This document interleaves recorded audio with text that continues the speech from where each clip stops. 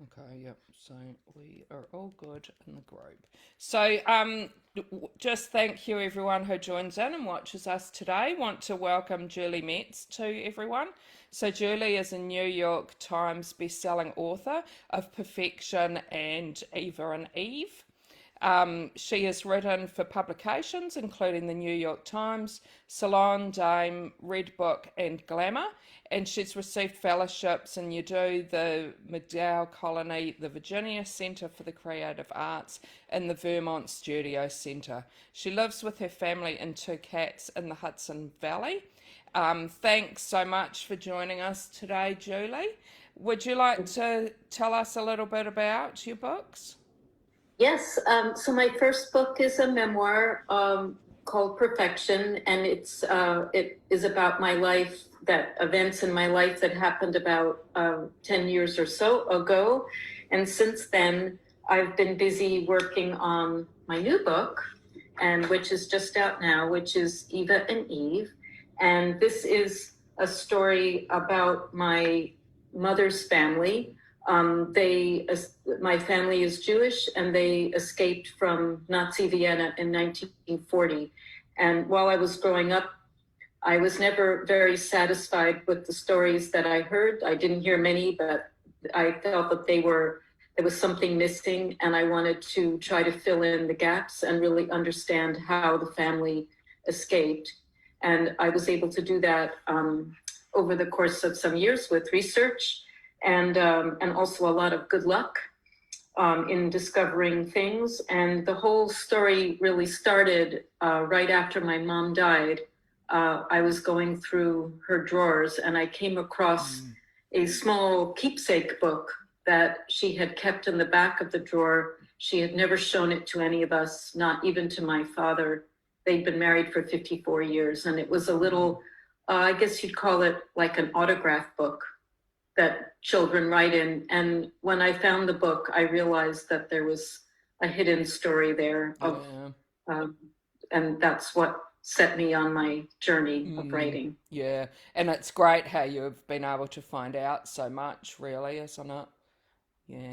Yeah, I mean, at first I wasn't sure what I'd be able to find out because so much time has passed. But what I didn't realize at the time was that this period of history, the 1920s and 1930s in Vienna, the Jewish community was very vibrant, and there are many, many historians that are still studying this time. And so I had a lot of help from all kinds of historians. And, you know, for any people out there who are working on stories or just curious about your own family, I can say that the people are just so helpful and generous with their time. That was my experience. And what would you say to someone who was thinking about writing a story and searching more into their family history? How would you say, like, encourage them or tell them to start off? Well, I think, you know, for me, it was a bit of a family detective story. So you have to, you know, I mean, you find things, people leave things behind, and that's usually the best place to start. In my case, my mother had saved all this paperwork from, you know, when she came with her family, so that helped me. But if you have family members who are still living, I would really encourage people to interview your family members now and ask them all the questions that you could ever imagine. And I think sometimes that's difficult for people, but I think it's worth it. Yeah. Because you have those stories. It's really good to claim those stories. And I see your kitty. Is that a kitty or a dog? Yeah, my cat is trying to join Yeah, in. that's good. That's nice. And could you tell us, like, what was the most surprising thing you found? Well, I would say the first surprising thing was that book. That just it's a little keepsake book, and I'll show you. This is the cover of it. This is what it looks like. Yeah. So it was very old. Yeah. And if you didn't know my mother, she wasn't like the sweet little kitten type. You know what I mean? So when I found that book, With I the realized kittens this on. was something from her childhood, really like a tender moment Mm, of her childhood, and that she kept it in the drawer all that time. So that was really the first surprising thing. The second was she had always told us this story when we were growing up, that her father had made this packaging at his factory. It was used for the pharmaceutical industry, which doesn't sound very exciting or glamorous. But the story my mom would tell us is that this little object had saved his life. mm, So of course, I was very interested if I could find it. And eventually I met somebody who, through the internet, the wonders of the internet, mm. and he and I worked together, collaborated for several years before we actually met in person. I tried to describe this thing to him. My mother always said it was made of folded paper and it looked like a fan. And I thought, I had no idea what it was, but eventually he found it, and this is it. Oh, And so I don't know if you can see, yeah. but it's sheets of folded paper, and then inside is this little pouches, and this is where the powdered medicine went.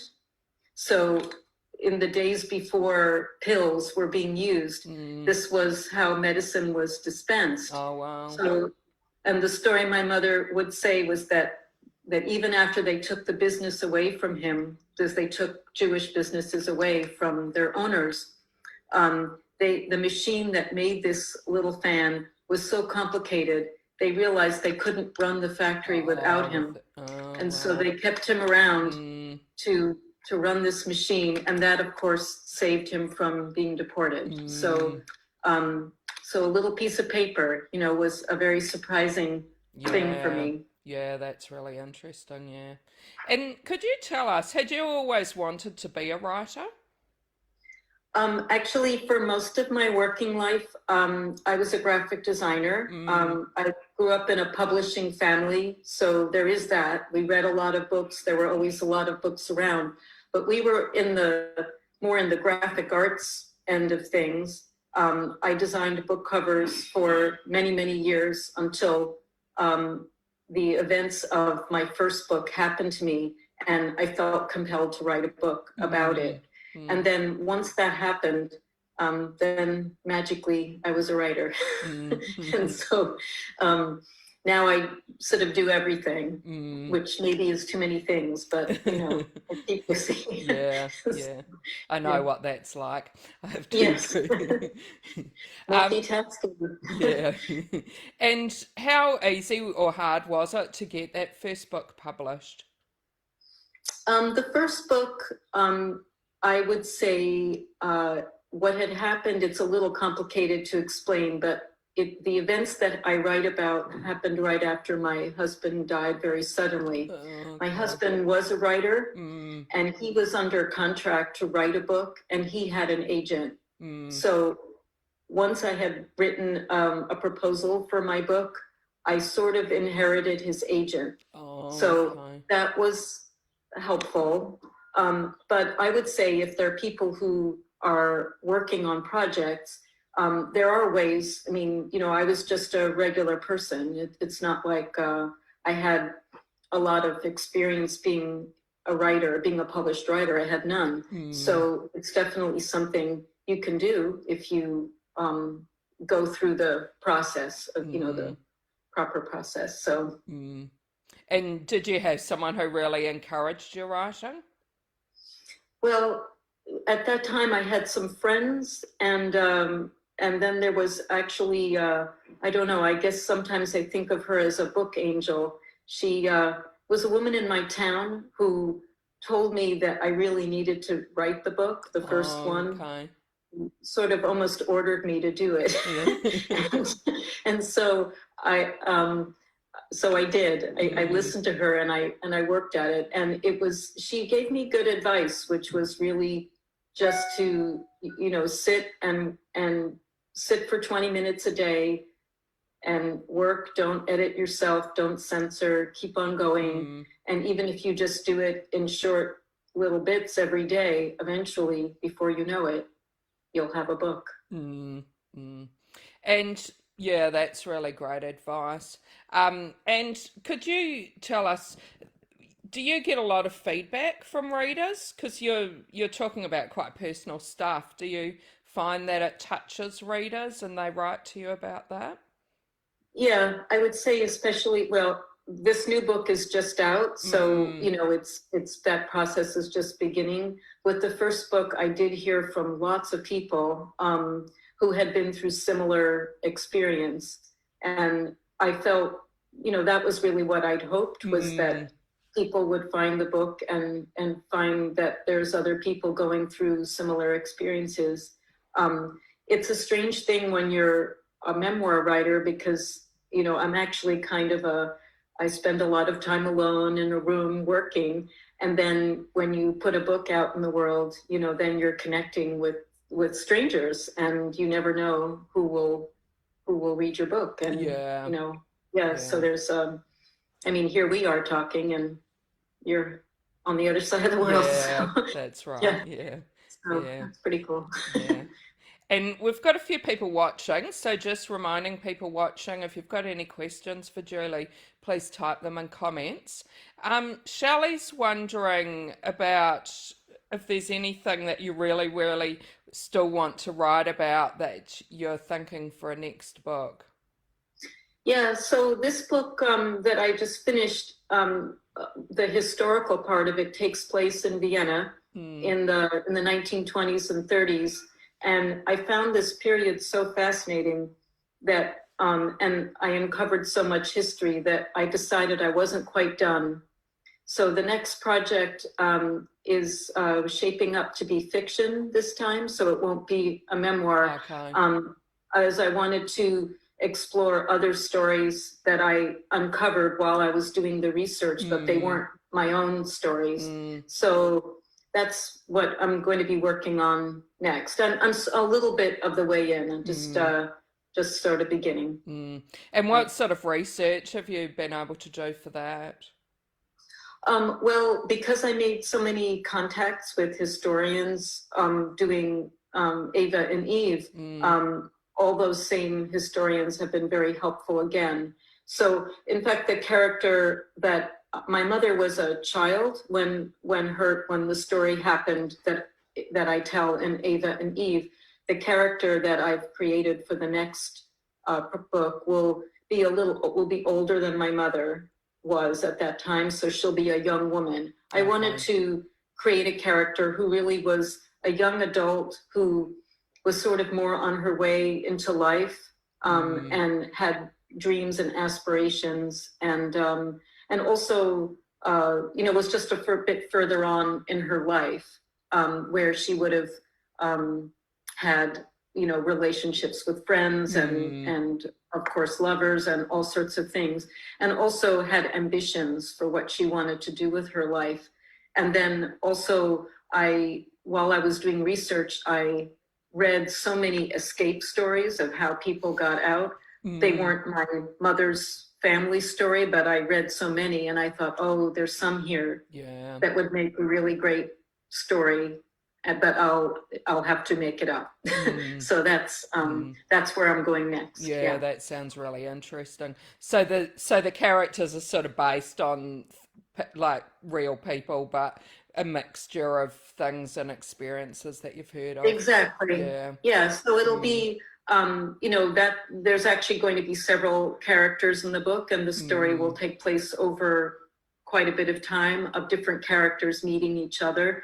But the first part of it is going to take place in that same historical period that I feel like I got to know very well, and it's just endlessly amazing how people got out. I mean, it's mm. stories that are just crazy. You know, Yeah. some of them are just beyond belief. Yeah, it's amazing a lot. So I Yeah. so I just Mm, thought, oh, there are more to tell, more stories to tell, mm. and I would like to tell them. Yeah, So. yeah. And I'm interested to know what you like reading yourself, and maybe if there's something that you'd like to recommend to us. Yeah, this year I've read some great novels. One of them, there's a series by Rachel Cusk. I don't know if you know her. No, I She haven't. English writer, Mm, and it's called. I think it's called the Transit series. It's three novels, really beautiful. The other thing I've been reading is Allie Smith.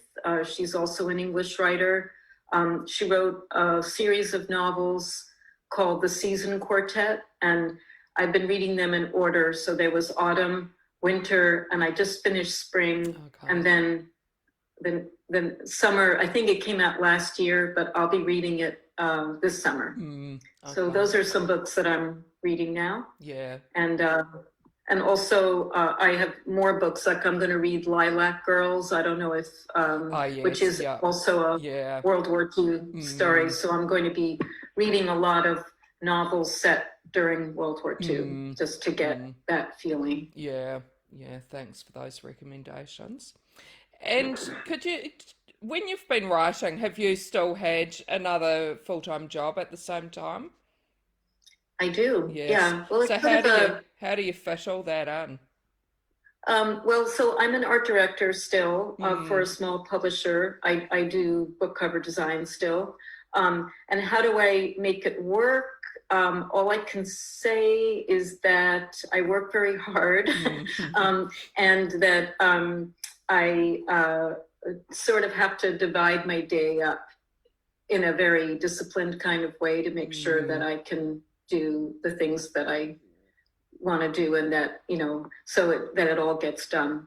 But I think the thing with writing is that, you really can't, I don't know too many writers who can sit for many, many hours at a time and work. It's really better just to sit for a few hours and then go do something else and clear your mind. So I think it works out pretty well with that.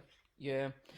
And how long did it take you to write? Like, could you tell us with both of your books how long they took? And the first book, if I remember right, it was about 3 years that I was working on it, off and on. And the second book, this book, it took longer than that because at first when I was starting to do the research, I actually didn't know if I was going to write a book about it at all. I thought I was maybe just doing the research for myself. And then there were a lot of research roadblocks where I tried to find stuff out. I couldn't. And so I set it aside for a while. And so I would say 8-10 years, but the actual writing part where you actually are sitting down, I mean, the research took longer, but the actual writing part was a few years. There's some people write faster, but I'm not the fastest writer. So yeah. And Anne's got a great question. So you said you're a graphic designer. Do you design your own covers?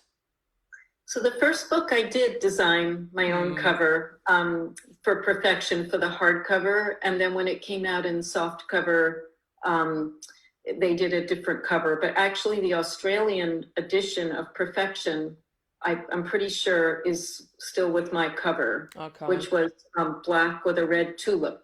So, I mean, that was the cover that I saw that was published in Australia. This cover for Eve and Eve, I love this cover. I think it's just beautiful. I did not design this cover, but I really couldn't imagine a nicer job. She really captured the feeling of it very well. Yeah. And what about the titles? Have you chosen those titles yourself? Oh, yes. Yeah. So the first book, the title is sort of ironic because obviously it tells the story of things being imperfect and falling apart. And this book, the title, my mother was named Ava as a child when she lived in Vienna. And then when she came to the United States and became an American citizen, she changed her name to Eve. And so I liked the idea of the names. They're very close. They're not that different, but it's sort of about a before and an after. So it's really about this experience of having to leave your country and become an immigrant. And then you're changed. And so in this case, her name changed just a little bit. And I thought that was a good metaphor, that your name, that's something that you think of as part of your identity that she Yeah. actually had to change that. Yeah. And like the story about your mother, was there anything when you were researching that you really, really wanted to find out, but you weren't able to? Well, I mean, the part that I was really trying to understand the best was the part where there's nobody alive left to tell me, Yeah. which was 2 years Yeah. that she was Mm, there from 1938 to 1940 after her brothers were sent away mm, to London. mm. And so she stayed behind with her parents until they could come to the United States. So I did as much as I could. And then at a certain point, I thought, well, this is as far, there'll always be a mystery. There'll be some things I can't Yeah. find, but Mm, I've done my best. mm. So I think, again, for all those memoir writers out there, sometimes you just need to stop and Yeah. feel that you've done your best. Yeah. Yeah. Yeah. Very right. Shelley's wondering, when you design book covers, do you read the books first? I sometimes I'm designing the covers before a manuscript is finished. So Mm, sometimes I have a manuscript. Sometimes what I get is a detailed synopsis. Sometimes they'll send me, say, a few chapters that are still in an early stage. So it kind of depends on how far yeah, ahead does we're it? working. It's a Yeah. little bit like the fashion business where, we're designing the books that are going to come out in a year. Mm, So, yeah. so yeah, you work quite a long time ahead. Yeah. So Mm.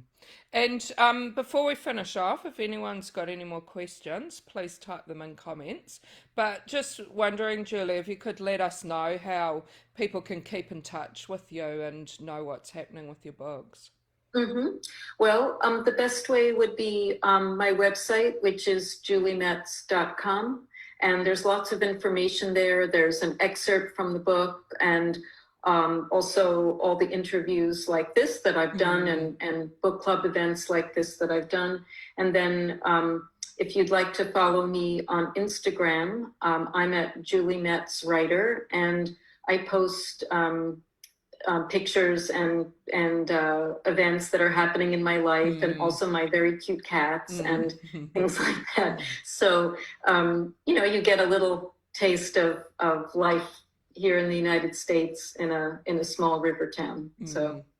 I hope you'll join me. Yeah, thanks for that. And you were mentioning to me before about some essays that you were doing. Do you want to tell people about that as Yeah. well?